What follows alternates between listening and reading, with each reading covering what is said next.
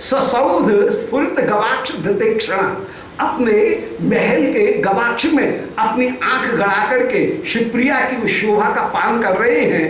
और तम मदन मुदंचितम विवृणमन, और तम मदन मदम उदंचितम, जो कामदेव का अपूर्व मद, उस मद को प्रकट करते हुए श्री कृष्ण शिवप्रिया श्याम सुंदर के हृदय में जो मदन माने कामदेव का मद प्रकट हुआ, उसको विवृणन, उसका ही वर्णन करते हुए किमपि जगाद पटो बटुम मिशेणो, वे परम पटु श्री कृष्ण बटुम मिशेणो, पास में ही मधुमंगल खड़े हुए हैं। उन मधुमंगल से श्री कृष्ण उस समय बोले। सुंदर शोभा है, दोबारा सुन ले कि मधुरिम भरम अच्युता, शिवप्रिया की जो अपूर्व मधुरिमा, उनको वे अच्युत स्वसौध स्फुरित गवाक्ष धृतेक्षण, अपने महल की झरोखे से आंख लगा करके देख रहे हैं, पिबन पान कर रहे हैं। और तम मदन मदम उदंचितम, श्री श्याम सुंदर के हृदय में कामदेव का जो अपूर्व मद प्रकट हुआ है, उदंचित माने प्रकट होने वाला, जो कामदेव का मद है, उसको ही विवरण, उसका ही वर्णन करते हुए, विवरण प्रदान करते हुए, उसका ही वर्णन करते हुए किमपि जगाद पटु, वे परम पटु श्री श्याम सुंदर, रस कला में विदग्ध धीर ललित नायक वे श्री श्याम सुंदर बटुम विषेणो, बटु माने मधुमंगल से बहाने से बोले। श्री कृष्ण धीर ललित नायक हैं, विदग्धो नवतारुण्य परिहास विशारद निश्चिंतो धीर ललित स्यात् प्रायः प्रेयसी वशः। धीर ललित नायक का लक्षण वर्णन किया कि विदग्ध, जो चतुर हो, नवतारुण्य, नई तरुणता से युक्त हो, परिहास विशारद, हंसी करने में स्वभाव का कुशल हो, और निश्चिंत, जिसको कोई और काम नहीं, कोई जिम्मेदारी नहीं है जिसके ऊपर, निश्चिंत, ऐसे नायक का नाम है धीर ललित, जो स्यात् प्रायः प्रेयसी वशः, प्रेयसी के वशीभूत होकर के ही जो विराजमान। आज श्री श्याम सुंदर का वो धीर ललित नायक स्वरूप यहाँ पर परिपूर्ण रूप से प्रकट हो रहा है। सुमधुर तरकंठ ध्वान मात्म प्रियया श्रुत चषक युगांत बेश त्वयिकतानम पचन विधिषु चेत तच्चिकीर्षैव तेभ्यः तदपिन किम अपाक्षी साधु साभ्यस्त विद्या। उस समय श्री श्याम सुंदर मधुमंगल से कह रहे हैं कि हे मित्र, देख देख, प्रिया इस समय रसोई करती जा रही हैं और अपनी तरंग में कुछ गुनगुनाती चली जा रही हैं। श्री श्याम सुंदर प्रिया के स्वर की जो मधुरिमा, उसका गायन कर रहे हैं और कह रहे हैं, आहा, ये स्वर की मधुरिमा मेरे चित्त को बरबस आकर्षित करती है। अब स्वर की मधुरिमा का क्या कहना, श्री प्रिया के आभूषणों की खनक, वो स्वर कितना मधुर, फिर उससे भी ज्यादा मधुर श्री प्रिया जिस समय मुख बंद करके गुनगुन करके कोई गाए, उस समय और भी मधुर। उस गुनगुनाहट से भी ज्यादा मधुर कहाँ है, बोले जिस समय आ करके आकार में श्री प्रिया गाती हुई विराजमान हो तो और भी मधुर। आकार के बाद में जब कोई तरंगम, कोई गीत, उसकी पंक्ति को बिना वाद्य के लय के साथ में श्री प्रिया गाए तो और भी मधुर। सो यहाँ पर श्री प्रिया रसोई करती जा रही हैं और रसोई करते हुए कुछ गुनगुनाती हुई भी चली जा रही है, और उनका जो गुनगुनाना वो अपूर्ण रूप से मधुर होकर के विराजमान। ये कहीं ध्वनि के प्रारंभ का, ध्वनि की उत्पत्ति का एक सिद्धांत रहा कि श्रम की महिमा को कम करने के लिए जो ध्वनि उत्पन्न की गई, उस ध्वनि से भी भाषा के कुछ शब्द प्रकट हुए। ये भाषा विज्ञान में कहीं भाषा की उत्पत्ति के विभिन्न कारणों में एक कारण यह भी है कि श्रम की कठोरता को कम करने के लिए एक श्रमिक जब कोई कार्य करता है, भारी कार्य करता है, तो वो कुछ गा करके, कुछ बोल करके ही कार्य करता है। हियो हो हियो, हियो हो हियो, ऐसे कहते हुए नाव चलाने वाला नाव चलाते समय कुछ कहीं अपूर्व जो मछुआरे के जो गीत हैं उनको गाते हुए नाव चलाता है, तो उसका श्रम कुछ कम हो जाता है। गोचारण करने वाला गाय को चराते हुए कुछ गाता है, तो उसका श्रम कुछ कम हो जाता है, और उस गायन से भी बहुत सारे शब्द उत्पन्न हुए जो भाषा को पुष्ट करते हुए विराजमान होते हैं। तो श्री ये सहज रस की एक व्यवहार की एक रीति है कि कठिन श्रमिक कार्य को कहीं रसपूर्ण बनाने के लिए श्रम के साथ में संगीत का सहज संयोग कर दिया जाता है।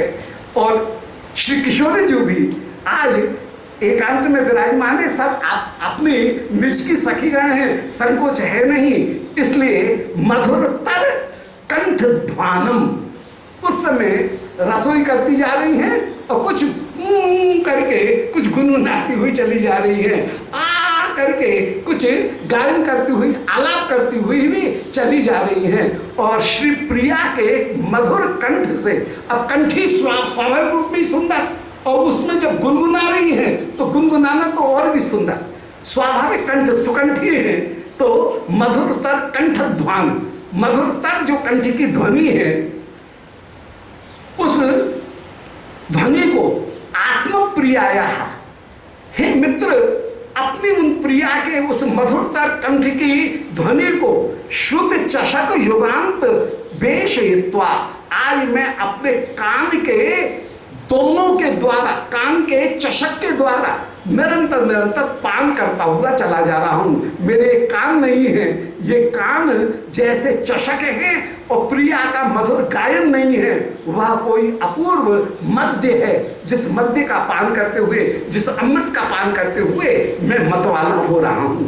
श्रुति माने कान रूपी, चषक युग माने दोनों कान, युग माने दोनों जो कान हैं उनमें अंतर्वेशित्वा, उस माधुर्य को भीतर बैठा करके एक तानम पचन विधिषु श्री चेता, श्री प्रिया, उनका चित्त पचन विधि में यद्यपि एक तान है, परंतु तच्चकर्षैव तेभ्यः, पचन विधि में इनका चित्त एक तान लगना चाहिए, परंतु तच्चकर्षैव तेभ्यः, रसोई करनी है, इसकी जो करने की जो इच्छा है, उस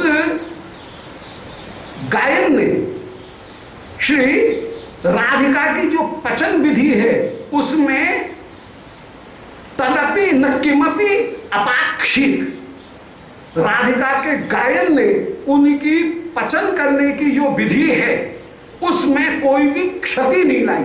ये नहीं है भाई गायन कर रही होंगी तो काम बिगड़ गया होगा, रसोई का बघार जल गया होगा, बोले ना ना ना, ऐसा नहीं है।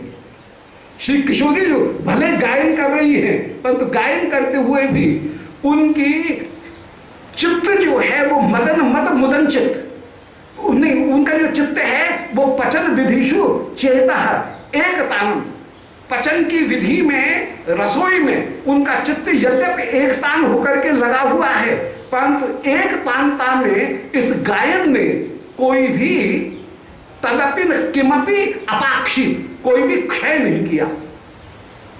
बोले फिर रसोई कैसे हो रही है? बोले रसोई करने में कोई कठिनाई नहीं है, रसोई तो हो रही है काय से बताऊं, साधो साभ्यस्त विद्या, अभ्यस्त विद्या जो है वो रसोई कर रही है। उनका जो रसोई करने का अभ्यास है वो अपने आप रसोई कर रहा है, उसमें कोई दिमाग लगाने की जरूरत नहीं पड़ रही है। रसोई में उनके एक तानता को ये गायन ने कभी भी क्षय नहीं किया, क्योंकि रसोई करने का इतना अभ्यास है कि अभ्यास के कारण कब क्या चेष्टा करनी चाहिए ये अपने आप ही होता हुआ चला जा रहा है। अब कोई साइकिल चला रहा है तो ये ध्यान करके थोड़ी बज जाता है कि अब घंटी बजाओ, घंटी तो अपने आप बज उठ जाएगी, अपने आप ही बजेगी। कोई सामने आया तो ब्रेक अपने आप ही लग जाएगा, कोई ब्रेक लगाने के लिए कोई कहेगा थोड़ी कि ब्रेक लगाओ। तो ध्यान भले कहीं दूसरी जगह लगा हुआ है साइकिल चलाने वाले का, परंतु जैसे साइकिल चलाने का वाले का ध्यान कहीं भी हो, चिंतन कुछ भी करा हो, वो अपनी धुन में जा रहा है, परंतु अभ्यास के कारण उसका ब्रेक अपने आप लग जाएगा, उसकी घंटी अपने आप बज जाएगी, कहीं कहीं रुकना है तो उसके पैर अपने आप धरती के ऊपर टिक जाएंगे। ऐसे श्री राधिका को रसोई करने में जब जो कार्य करना है वो तो अभ्यास के कारण अपने आप हो रहा है। ये तो आनंद पूर्वक सखी के साथ में गुनगुनाती हुई विराजमान है। इसलिए रसोई करना यहाँ श्रम पूर्ण नहीं है, कोई भार नहीं है।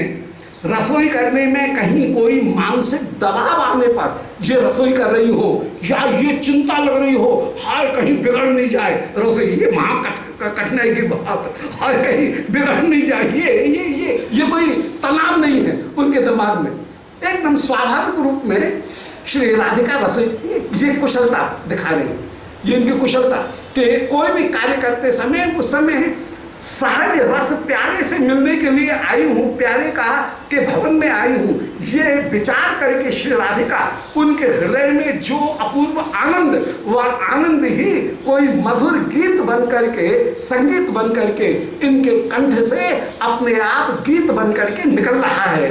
और ये तो प्यारे के उस रस में डूबी हुई हैं और इनके हाथ अपने अभ्यास विद्या के कारण अपने आप रसोई करते हुए विराजमान हो रहे हैं। वो लाडली लाली की जय।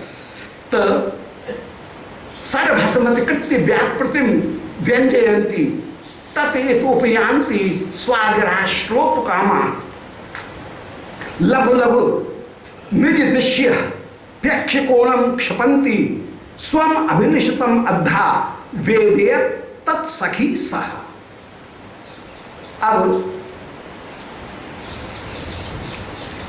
श्री उस समय सर्वसमत्कृत्य व्यापृतिम व्यंजयंती, श्री ललिता आदि जितनी भी सखीगण हैं वे सखीगण भी सर्वसम अतिकृत्य व्यापृतिम वेग पूर्वक जो इतिकृत्यम ये कार्य करना है इसमें यद्य व्यस्त हैं, सखीगण भी व्यस्त हैं, परंतु सब अपने अभ्यास से की जा रही हैं, सब कोई भार किसी के ऊपर नहीं है। और ये रसोई करना है ये कहीं कष्ट की वस्तु नहीं है बल्कि एक आनंद की वस्तु है।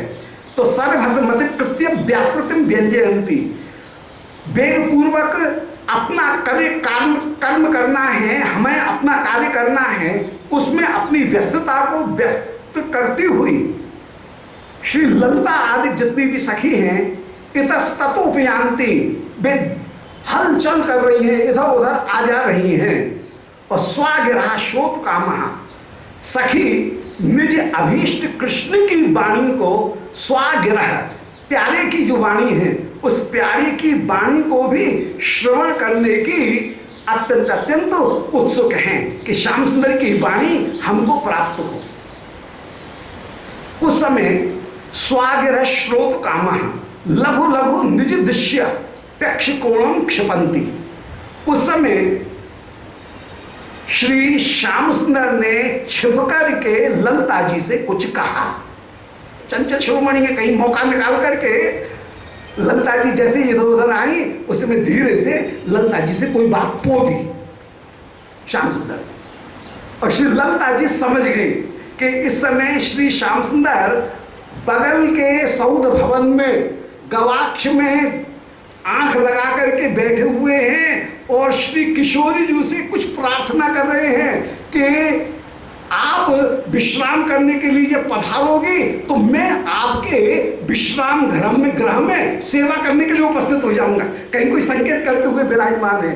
तो श्री चंचल शिरोमणि ने जो श्री ललिता जी से अपने वचन कहे, श्री ललिता उन वचनों को श्री प्रिया जी को सुनाना चाहती हैं, मौका ढूंढ रही है कि प्रिया को कैसे सुनाए। और सुनाने के लिए लघु लघु निज दृश्य, श्री ललिता लघु लघु माने धीरे धीरे निज दृश्य, श्री कृष्ण जिस ओर है उस दिशा की ओर अक्ष कोणम क्षपंती, अपने नयनों को डालती हुई श्री ललिता विराजमान है। और स्वम अभिलषितम अर्धा वेदयन तत्सखी सह। श्री श्याम सुंदर ने उस समय स्व अभिलषितम, अपने अभिलषित को, अद्धा माने साक्षात रूप से, अवेदे तत्सखी सह, श्री सह माने श्री कृष्ण ने उन सखियों को स्व अभिलषित उनको उनका निवेदन कर दिया। अर्थात श्री श्याम सुंदर वहां पर विराजमान हैं और श्री श्याम सुंदर ने जब ललता जी इधर उधर आती हैं, उस गवाक्षी के पास में होकर के आती हैं, उस समय ललता से कुछ कहा। श्री ललता जी श्याम सुंदर के वचन को सुनना चाहती हैं, किशोरी जी को भी उसको कम्युनिकेट करेंगी, किशोरी जी को भी उस संदेश को कहीं संप्रेषित करेंगी।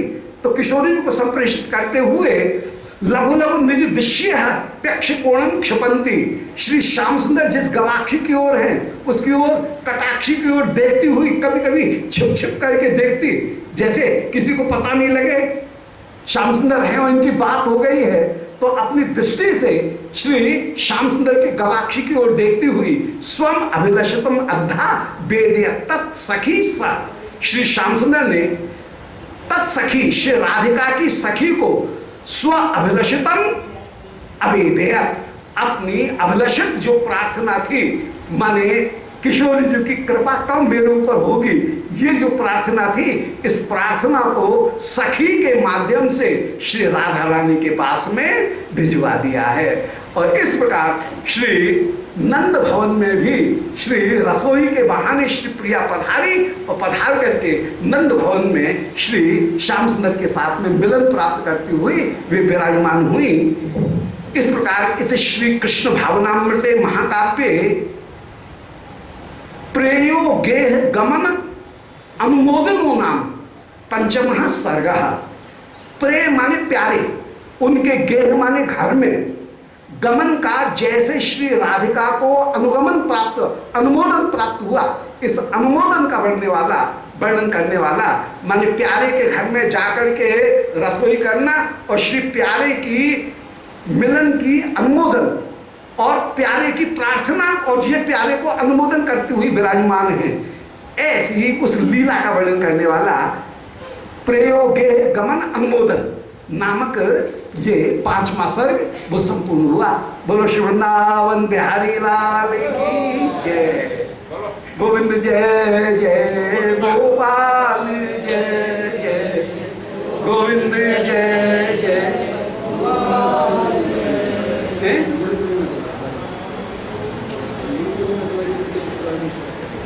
अच्छा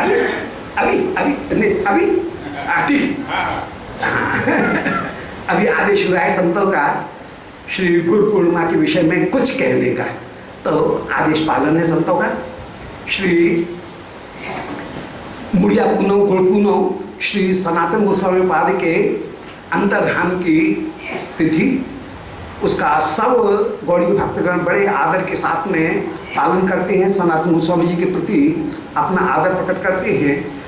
गुरु का तात्पर्य है गु माने अज्ञान, रू माने उसका जो नाश करे, उसका नाम है गुरु।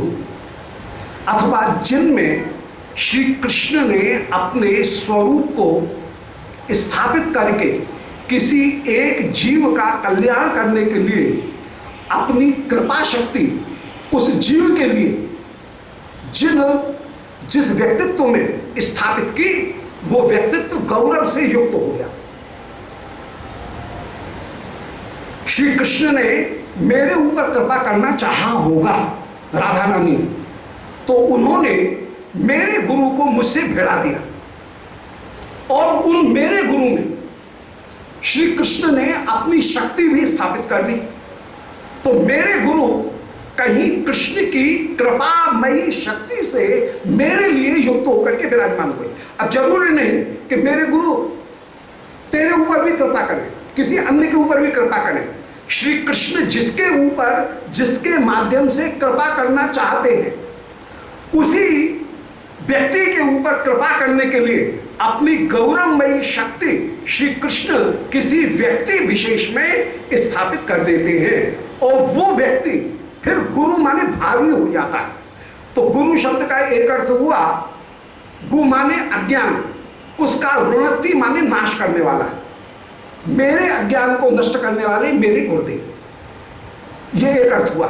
दूसरा अर्थ हुआ, मेरे शरीर के हल्के को, तुच्छ को कृपा करने के लिए, महिमाशालिनी बनाने के लिए श्री कृष्ण ने पहले मेरे गुरु में अपनी शक्ति, मेरे गुरुदेव में अपनी शक्ति स्थापित की, और मेरे गुरुदेव गुरु होकर के विराजमान हुए। गुरु माने भारी, गुरु शब्द का शब्दार्थ होता है भारी, माने कृष्ण कृपा के आश्रय होकर के, आधार होकर के मेरे गुरु जी विराजमान हुए, और उन गुरु ने मेरे ऊपर कृपा की, और उनकी कृपा को प्राप्त करके ये जो तुच्छ अणु जीव था, वो जीव भी कृतकृत्य होकर के विराजमान हुआ। इसलिए गुरु, गुरु का तीसरा अर्थ है जिनके स्वरूप का दर्शन करके शिष्य के हृदय में अपने आप प्रणाम की भावना उत्पन्न हो। श्री महाप्रभु के पास में जिस समय गौड़ीय भक्तगण आए, उस समय श्री रामचंद्र खान प्रभृति महापुरुषों ने महाप्रभु से 3 वर्षों में 3 प्रश्न किए। पहला प्रश्न किया, पहले वर्ष आए तब प्रश्न किया कि गृहस्थी का क्या कर्तव्य है। महाप्रभु ने उत्तर दिया कि कृष्ण सेवा, वैष्णव सेवा और नाम संकीर्तन। फिर दोबारा काउंटर प्रश्न हुआ कि वैष्णव किसको कहेंगे। महाप्रभु का उत्तर था, जिसकी जिह्वा पर निरंतर कृष्ण नाम आए वो वैष्णव। दूसरे वर्ष भी भक्तगण आए, महाप्रभु से दोबारा प्रश्न भी किया, दूसरे वर्ष भी यही प्रश्न रखा कि गृहस्थी का क्या कर्तव्य है। इस बार महाप्रभु का उत्तर बदल गया।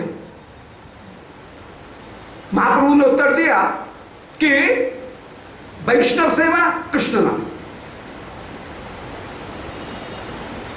फिर यह प्रश्न उपस्थित हुआ कि वैष्णव किसको कहते हैं। इस बार महाप्रभु का उत्तर फिर बदल गया। महाप्रभु ने उत्तर दिया कि जिनकी जिह्वा पर एक बार कृष्ण नाम आए वो वैष्णव। तीसरे वर्ष भी भक्तगण फिर आए, गौड़ देश से, बंगाल से, उड़ीसा में रथ यात्रा के अवसर पर फिर भक्तगण पहुंचे, और तीसरी बार भी यही प्रश्न किया गया कि गृहस्थी का क्या कर्तव्य है। महाप्रभु का उत्तर इस बार भी बदल गया, फिर से बदल गया। महाप्रभु का वर्जन, महाप्रभु का जो वाक्य थे फिर से बदल गए। महाप्रभु ने कहा कृष्ण नाम।